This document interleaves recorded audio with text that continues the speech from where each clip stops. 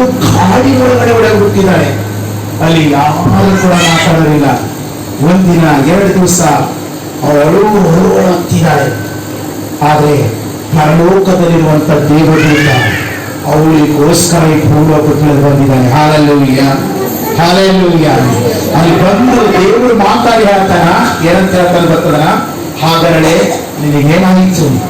ಒಂದು ಟೈಮಿನಾಗ ನೀನು ನನ್ನ ಆರಾಧನೆ ಮಾಡಿದಿ, ಒಂದು ಟೈಮಿನಾಗ ನೀನು ಭಕ್ತಿ ಮಾಡಿದಿ, ಒಂದು ಟೈಮಿನಾಗ ನಿನ್ನ ಸಮ್ಮುಖದಲ್ಲಿ ಬಂದು ಕೂತ್ಕೊಂಡಿರಿ. ಇವತ್ತು ನೀನು ಕಷ್ಟದಲ್ಲಿ ಕೂತ್ಕೊಂಡಿರುವಾಗ ಪರಲೋಕ ದೇವದೂತರ ಬಳಿ ದೇವರು ಕಳಿಸ್ತಾ ಇದ್ದಾನೆ.